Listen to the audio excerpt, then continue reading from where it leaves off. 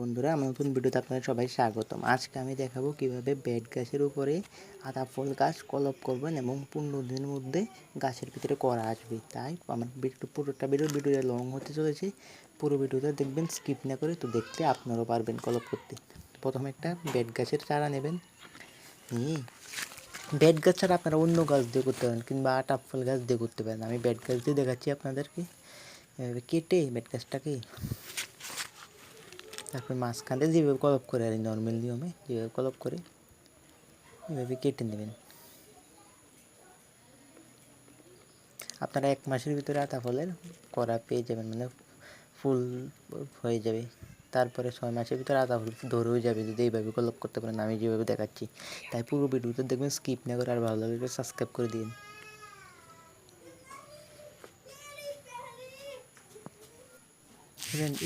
একটা আতা ফল গাছের ইরান করে নেবেন আপনারা, চারা আনলে নিয়ে নেবেন আতা ফল গাছে। নেওয়ার পরে ওই ঢালটাকে এভাবে কেটে নেবেন। এইভাবে একটা পাতা রেখে তারপর ওই পাতাটাও কেটে নেবেন। এই পাতাটা গুঁড়া দিয়ে ড্যাম সারবে নতুন করে। আর এভাবে পাতাটা কেটে নেবেন। এই দেখেন একটা আপনাদের কাছে ডাল,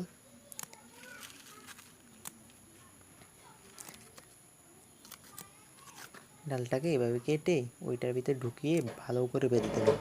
বেঁধে ছায়া জায়গার মধ্যে রেখে দেবেন 15 দিন বাদে, যাতে ওটার ভিতরে মানে কেউ হাত বাতাস জল টল না ঢুকে। এভাবে রেখে দেবেন। আমি যেভাবে দেখাচ্ছি ওইভাবে করবেন।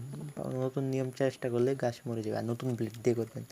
এভাবে কাশিন কাগজ দিয়ে ভালো করে পেঁচিয়ে দেবেন, ভালো করে। আমি দেখেন একটু ফাঁকা আছে না, আমি যেভাবে পেঁচাচ্ছি।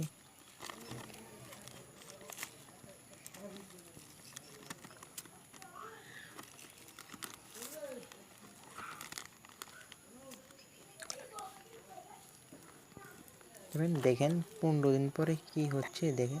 আমি 15 দিন পরে মানে দেখেন 15 দিন পরে কি হয়েছে। এই দেখেন গাছটা কলপ করেছি আমি। এই দেখেন গাছটা কলপ করেছি যে।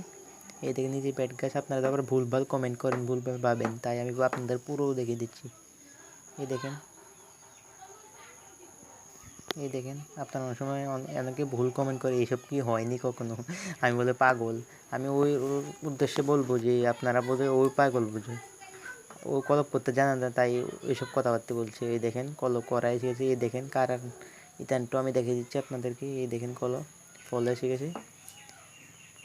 এই দেখেন ড্যামসা আসছে। এই দেখেন, এই দেখেন। আপনার খুলবো না, আমি পরে খুলে দেবো।